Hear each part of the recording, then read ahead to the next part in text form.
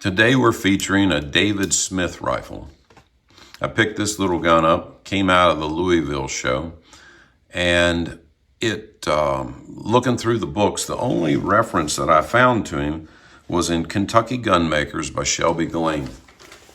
In his book, says David Smith was born in Surry County, North Carolina in 1774. Smith is thought to have learned his trade from John Bull in eastern Tennessee. By 1813, he was working in Madison County, Alabama, and during the 1830s, he was working in Lawrence County, Alabama. Smith relocated to Wayne County, Kentucky in 1830s and moved on to Newton County, Missouri in 1836. So he moved around, not a lot. I mean, that's a pretty good span of time. This little rifle, I think, was probably made most likely in Alabama in the time span. It definitely looks like earlier than an 1830s gun. I would probably put it in the 1820s, but it could be even earlier than that.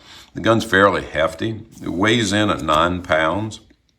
Barrel is 46 3/4 inch long, and in today's thing, we would consider it to be a 54 caliber. It mics at 530 across the lands. Has a really big, tall buckhorn sight, which almost, when you use it, it does have a notch in the bottom, but it gives you the appearance almost a peep sight. And if you knew your rifle really well, you could actually set that rear sight between the horns on the top and use it for trajectory. I mean, it really is quite an effective sight. Barrel tang is fully engraved and carries a different patina than the rest of the barrel. I believe the barrel tang was probably charcoal blue. The lock was replaced somewhere in the life of the gun, probably in that 1830s or beyond span. Set triggers were switched out for a different set of set triggers, and it carries this copper repair, which I think is pretty neat.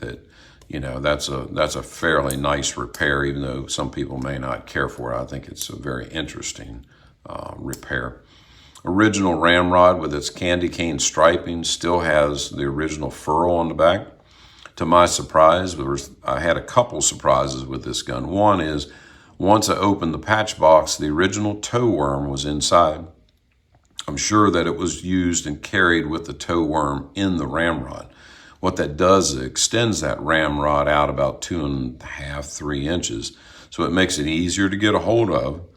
Riding a horse or something is kind of a problem because you're used to a 46, 47-inch barrel, and all of a sudden you have 50 inches hanging out there, and you'll tend to catch brush and stuff with it. I know that from experience from hunting in Colorado, that if the ramrod slides on you forward, it messes you up and you catch it. You'll either break the ramrod off, pull the pipe out of the stock, or it pulls the gun out of your hand. So that's one little detail here. Also, between the toe plate and the trigger guard, there's a diamond inlay with a hole in it.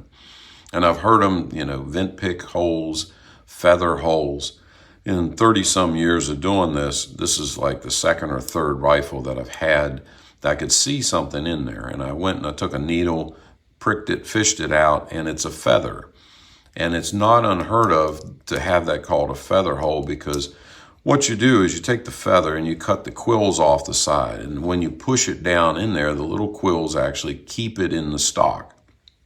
Then when you're camping or you're staying out overnight, you knock the prime out of the gun and you put the feather in the hole. And what it does is keeps the moisture from getting to your main charge. So it helps out in that way, and you pop the frizzen down to keep it all in there. Next morning, you take it out, you wipe the pan out, you pull the feather out. Unlike a piece of wood or a toothpick, they'll tend to break off, or they'll swell up and you can't get them out of the barrel. The feather actually holds together much better. It gives you something easier to hold on to, and then you can slip it back into the feather hole to carry. This rifle carries a lot of features similar to John Bull rifles, but it also has some details that are coming off of Thomas Simpson and Jacob Young's work as well. The broken moldings going out the front are a nice detail. It has wedding bands on the front nose cap. Overall, it is an exceptional rifle for that region. In Shelby's book, it says at the time he wrote this, there have been no rifles surfaced as of yet made by David Smith. Obviously, this is a David Smith. He has a signature on the top of the barrel, which is really nice. We're very fortunate that this gun survived, and it's really a good testimony to his work. He was a really accomplished builder, and we hope that more surface because of this. So if you have a David Smith rifle or know of one, I would love to see photographs of it. And if you don't mind, we can share those with other collectors out here, that we're all students in what we're doing. And being able to see new items come to surface is always exciting. Thank you.